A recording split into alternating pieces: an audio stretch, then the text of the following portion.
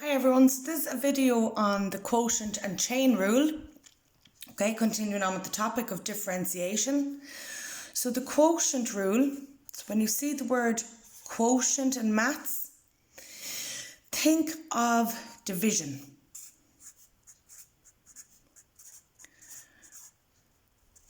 Okay, so the quotient rule, what this allows us to do is that if we have our function is written as a division of two functions, or our top function being called u or bottom function being called v, then the quotient rule says that to differentiate this, it's v times du dx minus u times dv dx, all divided by v squared.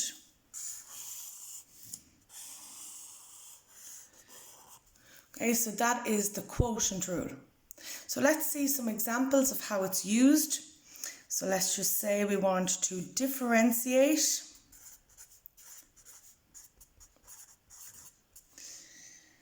for example 4x plus 1 over 2x minus 3. We want to do that with respect to x, because our variable in our question is x. Okay, well the first thing we always do is call our top function u and call our bottom function v. Okay, it is, the order here is important, so the top function has to be called u and the bottom function v. Okay, let's see what the rule asks us for. Well, we need to know u and v. We also need then du dx and dv dx. So it means we have to differentiate both u and v. So u is equal to 4x plus 1 and v is equal to 2x minus 3. So du dx, so differentiating u with respect to x, just give us back 4. And dv dx, the derivative of 2x minus 3 is just 2. Okay, so we can put that back together now in our quotient rule. So dy dx, that's a y, it's v, and it's v times du dx. So put brackets around everything, or else it may not appear that you're putting it back into the rule properly. So it's 2x minus 3 times du dx minus v times minus u times dv dx, which is 2.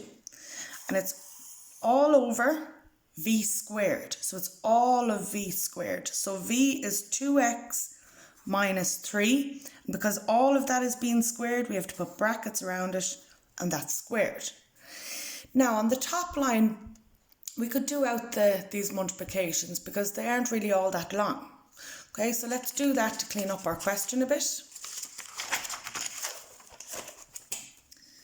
Okay, so dy dx is equal to,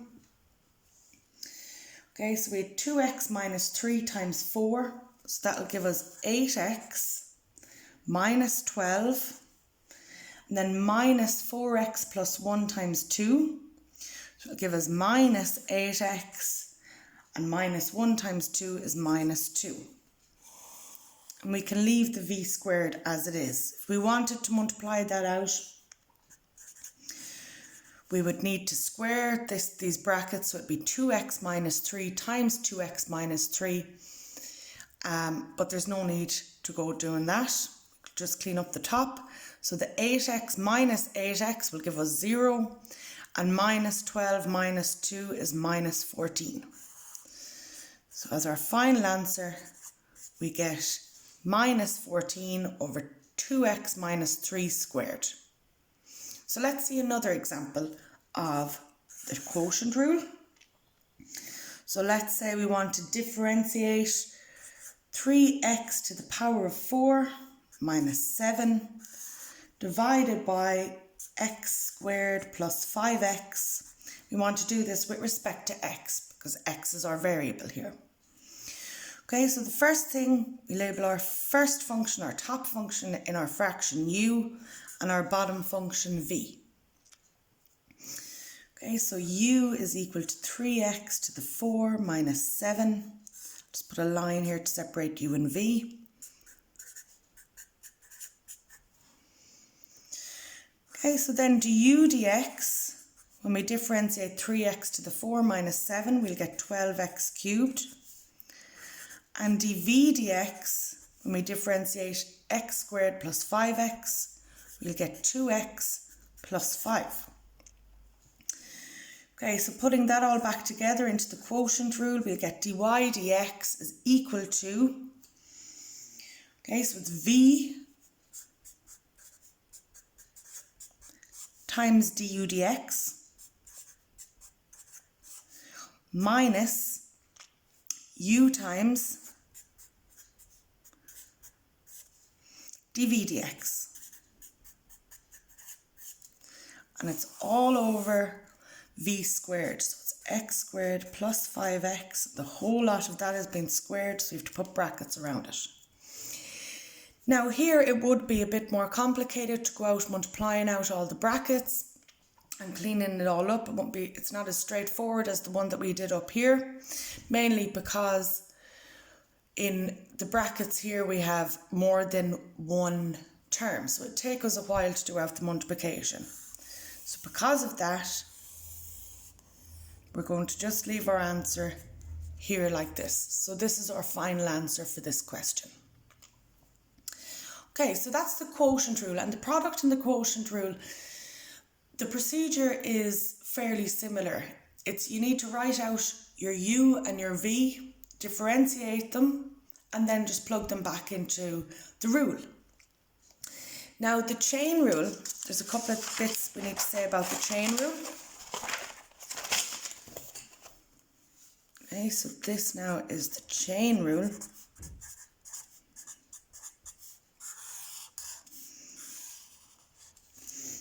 Okay, so first, what I want to say about this is that the chain rule has got to do with when we have a composition of functions. Okay, and composition of functions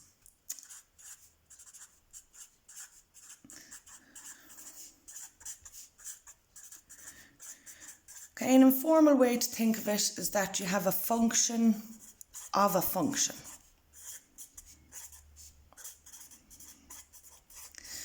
So let's see what we mean by that. So for example, let's just say that we had a function y which was equal to 2x minus 4 to the power of 4. Okay, well here y is a function of x.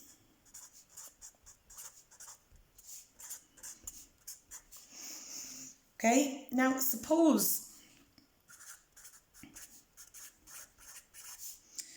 we let u be equal to what's inside the brackets here, so 2x minus 4. Then if we were to rewrite our function y would be equal to u to the power of 4. So what we have here then is that y is a function of u, and u itself then is a function of x. Okay, so we have composition of functions. And when this happens, okay, so when this happens, so for example, if y is equal to f of u, and u is equal to a function g of x, okay, what the chain rule then says is to differentiate this. You have to find dy, du. So what this means is differentiate y with respect to u times du dx. Okay, and what this means is differentiate u with respect to x. So we'll rewrite our function, y we'll call it, and we'll write it in terms of u. Then we'll differentiate that. Then in terms of our u function, we'll differentiate that and multiply the two. So we'll see from an example what we mean by this. So this here is the chain rule. Okay, but basically what it's saying is that if you get a question like this, what you want to do is you want to treat this, you want to differentiate what's inside the brackets, in a sense differentiate what's outside the brackets and multiply the two. So we'll see what we mean by this. So let's say our example is y is equal to 2x minus 4 to the power of 4. Okay, and we want to differentiate this with respect to x. So we want to find dy dx. Okay, the first thing we do is let u be equal to what's inside the brackets. So it's 2x minus 4.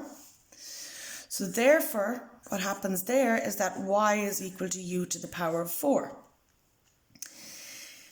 Now, over here, we want to differentiate u with respect to x. So that's du dx. It's part of what we want in our chain rule. We'll just get back to. And now if we look over here, if we were to differentiate y, which is u to the power of 4, then we'd be differentiating y with respect to u. So we'd call it dy du. Okay, and that's what the question does want us to do. So this will give us 4u cubed. Okay, so then finally dy dx. Okay, we said it was dy times du, which is 4 times u cubed. And we need to substitute back in what u is in a second. Multiplied by du dx, which is 2. So this will give us, this will give us 4 times 2x minus 4 cubed, because we just substituted back in what u was. We want to multiply then by 2. Okay, so this means, so this is 4 times 2x minus 4 to be cubed. So if we wanted to do out that multiplication, we'd have to multiply 2x minus 4 times 2x minus 4 times 2x minus 4, which we don't need to do.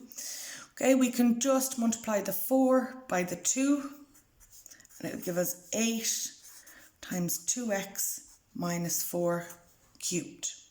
Okay, and that would be our final answer. So basically, as we can see maybe here, what's going on is that we're treating this, I suppose, as if it's its own variable, u. Okay, and we're differentiating u. So we're bringing down the power 4 and we're multiplying and reducing our power up here by 1. And then we're differentiating what's in the brackets and multiplying it then. So let's see another example of that. So let's say we want to differentiate y, which is equal to 3x plus 1 to the power of 10. Okay, so then we're going to let u be equal to 3x plus 1. So then that gives us that y is equal to u times the power of, or u to the power of 10. So du dx is 3, and dy du is 10 times u to the power of 9. So putting that back into the product, or the chain rule, dy dx, we can actually substitute u in here. There's 10 times 3x plus 1 to the power of 9. So we want dy du, so that's 10 times 3x plus 1 to the power of 9, multiplied by du dx. Sort of all of this multiplied by du dx, which is 3. When we multiply that out, we just multiply the 3 by the 10, which is 30, times 3x plus 1 to the power of 9. Okay, and that here is our answer. So this would be our final answer, the 30 times 3x plus 1 to the power of 9. So I'll just do one more example on this to make sure that we're all getting it. And if you have any questions, make sure to go onto the discussion forum on Moodle.